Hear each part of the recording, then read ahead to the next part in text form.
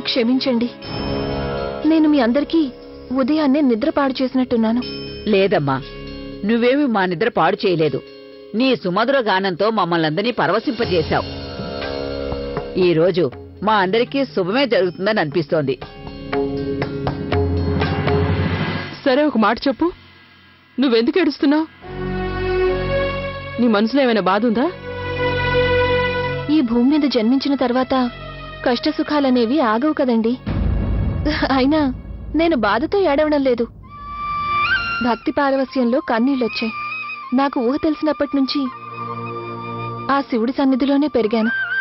ఆయన మీకు భగవంతుడు అయ్యుండొచ్చు. నాకు మాత్రం అమ్మా నాన్న, స్నేహితులు, శ్రేయోభిలాషులు అన్నీ ఆ పరమేశ్వరుడే. నేను ఈయనపై కోప్పడతాను, ఆయనతో గొడవ పడతాను కూడా. అలాగే ఈయన మీద మనసులో ప్రేమ పొంగితే నాకు తెలియకుండానే కన్నీళ్లు వచ్చేస్తాయి. నిజం చెప్పావమ్మా. స్వచ్ఛమైన ప్రేమ ఉన్నప్పుడు కన్నీళ్లు వాటికి అవే వచ్చేస్తాయి. అంతేకాదు నైనా, నువ్వు ఆ పరమశివుణ్ణి ఎంత అభిమానిస్తున్నావో ఆయన నిన్ను అంతే అభిమానిస్తున్నాడనిపించింది. పదండమ్మా, అందరూ వెళ్లి స్నానాలు చేసి పూజకి ఏర్పాటు చేయండి.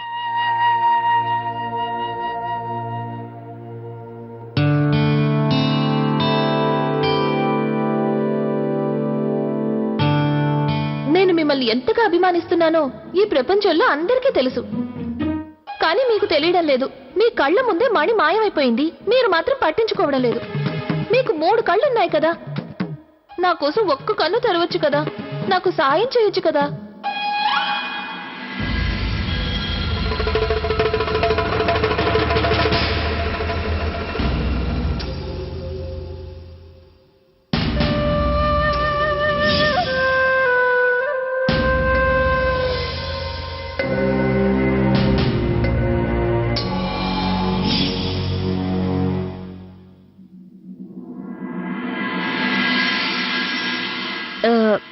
నైనా, నీకు నొప్పి తగ్గిందా?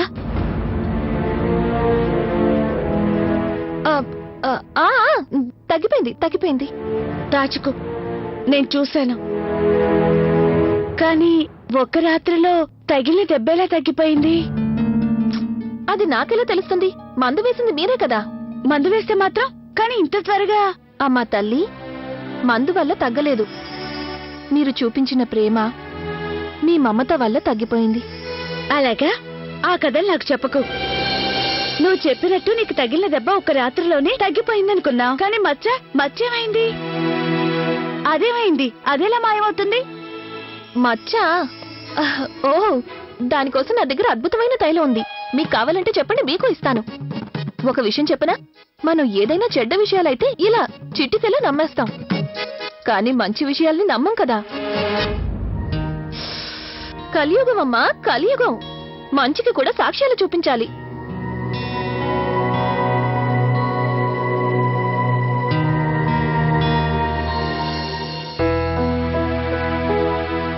నువ్వెందుకంత టెన్షన్ పడుతున్నావు? అది నువ్వేం మొదటిసారిగా ఇంటర్వ్యూకి వెళ్ళట్లేదు కదా.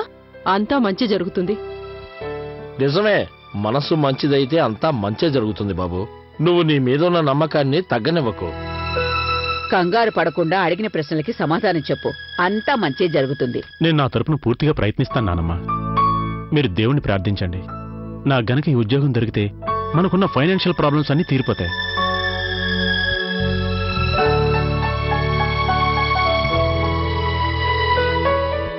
నువ్వేం బాధపడకు.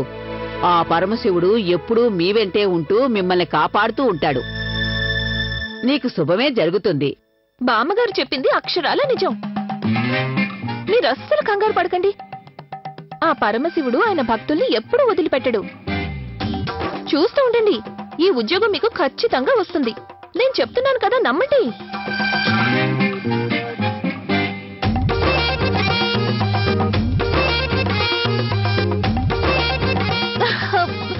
నేను అనేది ఏమిటంటే, పరమశివుడు ఉన్నాడు కదా, ఆయన ఎప్పుడు మంచి చేస్తాడు. మీరు ధైర్యంగా వెళ్ళిరండి చాలు. Thank you. All the best Aadi. Thank you Priya. అమ్మా ప్రియా, గుమ్మం దాకా వెళ్ళు.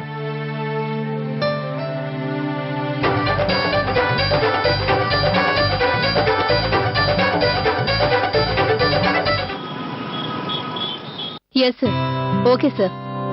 ఎక్స్క్యూజ్ మీ మ్యామ్, నేను ఇంటర్వ్యూకి వచ్చాను. ఇంటర్వ్యూనా? ఏం ఇంటర్వ్యూ?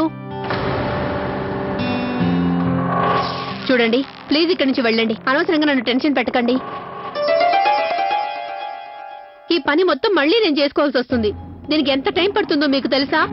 అదిగాక మా బిగ్ బాస్ గారు వస్తున్నారు. ప్లీజ్ నా టైం వేస్ట్ చేయకుండా వెళ్ళిపోండి ఇక్కడి నుంచి. మేడం, నేను చెప్పేది వినండి. ఈ జాబ్ నాకు చాలా అవసరం మ్యామ్. Good morning sir.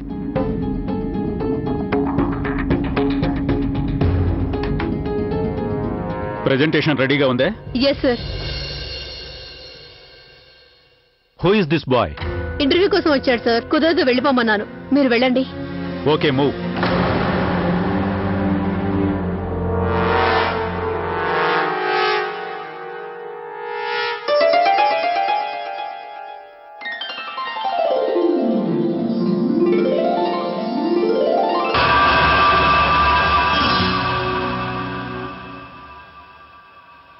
కమాన్, షో.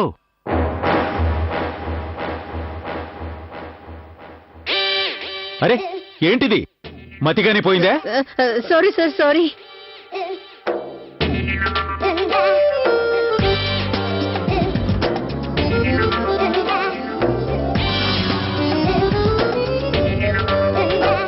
ప్రెజెంటేషన్ ఫైల్ ఇదే సార్, ఇదిగోండి.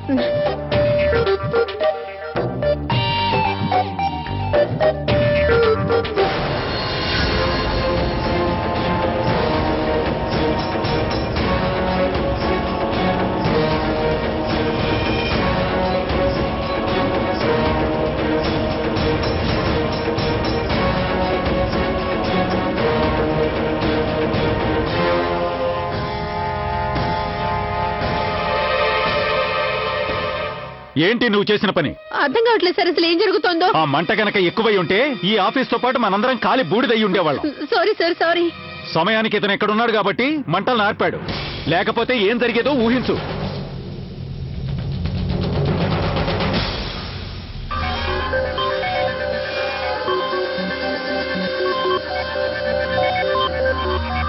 తప్పంతా నాదేనండి. తప్పంతా నాదేనండి. నేను అడ్డగాడిదను. నేను అడ్డగాడిదను. నాకు పిచ్చెక్కింది. ఏం చేస్తున్నానో నాకు తెలియడం లేదు. నాకు పిచ్చెక్కింది. ఏం చేస్తున్నానో తెలియడం లేదు. మీరు మమ్మల్ని పెద్ద ప్రమాదం నుంచి తప్పించారు. నేను మీ ఇంటర్వ్యూ కూడా తీసుకోలేదు కదా.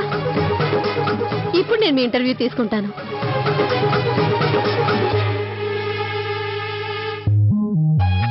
Congratulations mister Aditya. మీరు రేపటి నుంచి ఈ ఆఫీసులో జాయిన్ అవ్వచ్చు. థ్యాంక్ యూ సార్, నాకు మంచి అవకాశం ఇచ్చారు. Thank God. ఆ దేవుడే నిన్ను సమయానికి ఇక్కడికి పంపించాడు. ఇంకో ముఖ్యమైన విషయం, మీరు తనకి అసిస్టెంట్ గా ఈ ఆఫీసులో జాయిన్ అవ్వట్లేదు. ఈ ఆఫీసులో తనకి మీరు బాస్ గా జాయిన్ అవుతున్నారు.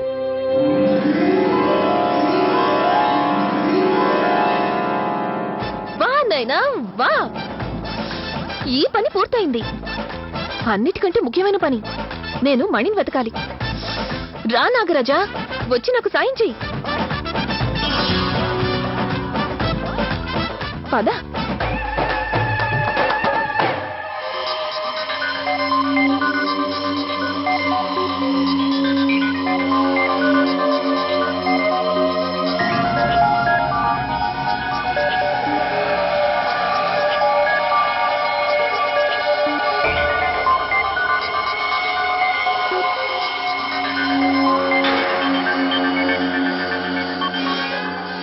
నాయనా,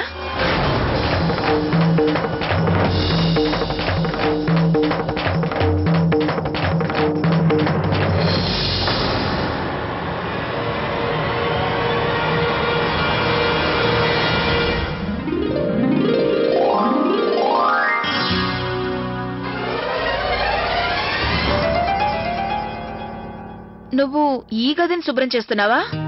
అవును. ఏ, నేను ఈ గదిని శుభ్రం చేయకూడదా? అలాంటిదేం లేదు, నేను ఊరికే అలా అడిగాను. అమ్మా, నానమ్మా, ప్రియా. అరే, ఆదిగారు ఎందుకు ఇలా అరుస్తున్నారు? పద, కిందకెళ్ళి చూద్దాం.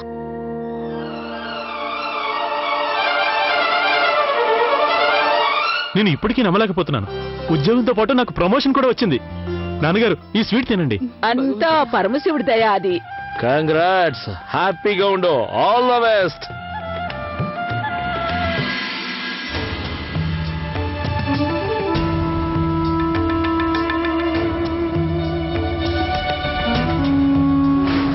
వీళ్ళందరూ అంత సంతోషంగా ఉన్నారు, ఏమైందబ్బా? అది చాలా రోజుల తర్వాత ఇంట్లో అందరూ ఇంత సంతోషంగా ఉన్నాం. చెప్పాను కదా అమ్మగారు, మీరు అనవసరంగా కంగారు పడ్డారు. నేను ఎక్కడ అడుగు పెడితే అక్కడ మంచి జరుగుతుంది. నేను మీకు ఉదయం చెప్పాను కదా తనకి ఉద్యోగం వస్తుంది అని. చూసారా, వచ్చేసింది. అదా విషయం. నిజంనైనా నువ్వు ఇంట్లోకి రావడం మంచిదే. నీ మనసు అలాగే మాట కూడా మంచిదే. నిజంగా నువ్వు ఇంట్లో అడుగు పెట్టినప్పటి నుంచి ఈ ఇంట్లో వాతావరణం ఒక్కసారిగా మారిపోయింది.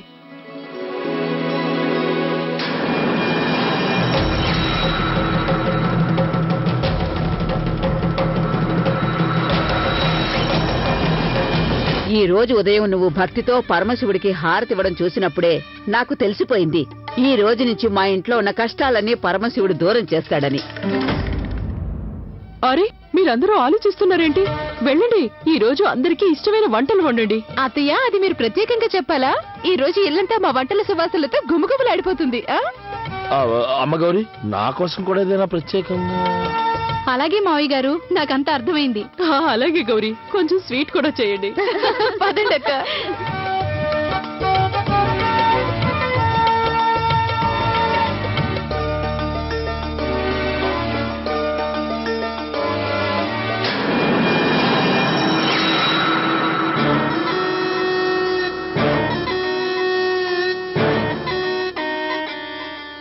చుంచు మొహంది.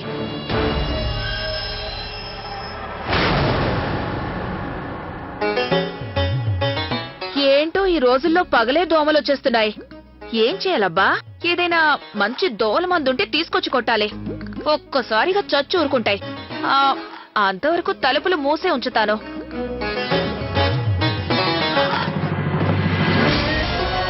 ఒక్క గుద్దు గుద్దానంటే ఎలుక మొహందానా.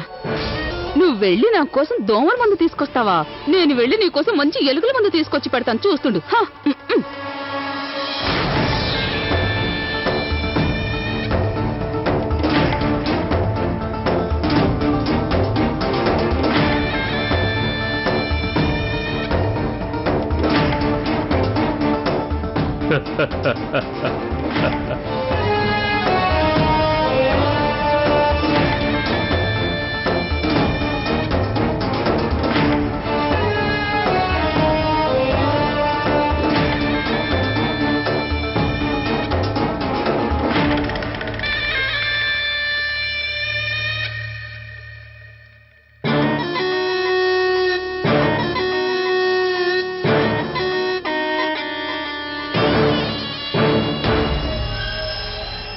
ఇదిగో అమ్మాయి, నువ్వేమైనా ఏంట్రా? ఏంటి? మొత్తం పాట అంతా ఇలాగే పాడతావా ఏంటి? నాకు నీలంటోడు పాటలు పాడితే వినేంత టైం లేదు. వెళ్ళి ఇంకెవరైనా చూసుకో. వచ్చాడు పెద్ద సా సా సూ అంటూ. నేను నిన్ను అడుగుతున్నది, నువ్వేమైనా ఇక్కడ పావును చూసావా అని.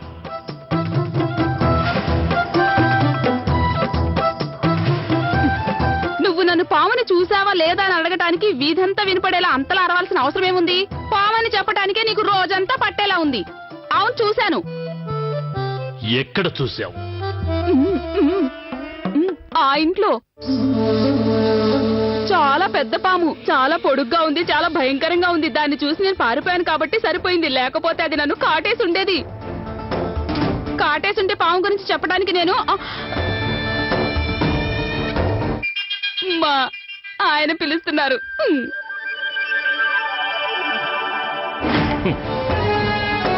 రండి.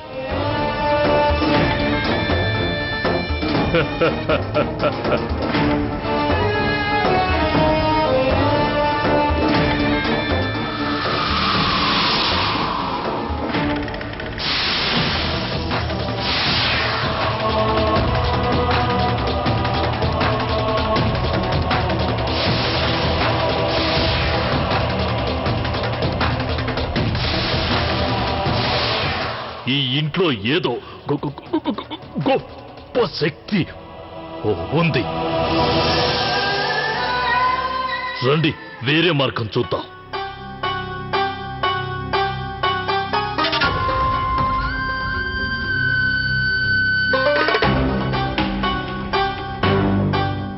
రండి.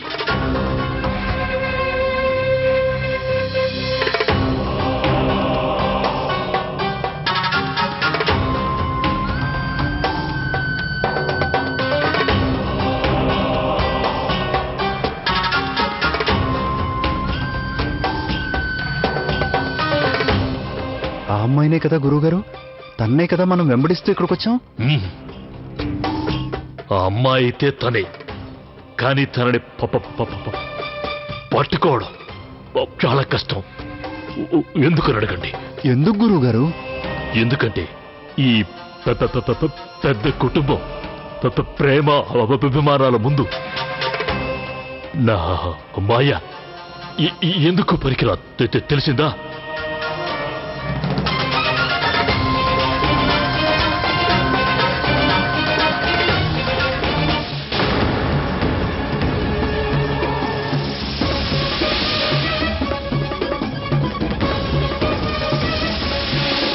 ఆ అమ్మాయినే కదా గురువుగారు, తన్నే కదా మనం వెంబడిస్తూ ఇక్కడికి వచ్చాం. ఈ కుటుంబంలో వాళ్ళ మధ్య ప్రేమ ఆత్మీయతాశక్తి ఎక్కువగా ఉంది. అందుకని అమ్మాయిని మనం పట్టుకోవడం సాధ్యం కాదు. తను ఆ కుటుంబం వాళ్ళతో కలిసి ఉండగా మనం తనని పట్టుకోవడం కుదరదు.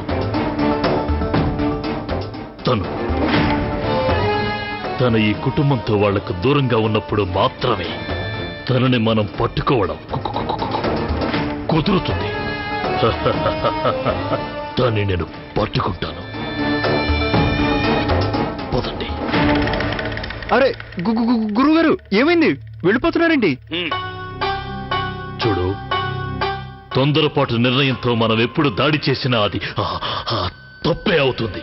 మనం ఓపికతో సమయం చూసి దాడి చేస్తే అప్పుడది అవుతుంది. సమయం కోసం ఎదురు చూస్తూ కూర్చుంటే ఈయన వయసు అయిపోయేలా ఉంది. ఎవర్రా కూసింది? గురువుగారు క్షమించండి, కొత్తవాడు కదా, మన పద్ధతులు వాడికి తెలియదు గురువుగారు. అయితే తెలియజెప్పు. గురువుగారు గురించి ఎటకారంగా మాట్లాడుకో. ఆయన కోపం వస్తే నిన్ను ఎలుకను చేసి పాముకు ఆహారంగా పడేస్తాడు. అర్థమైందా? అర్థమైంది. ఇంకెప్పుడు మాట్లాడు.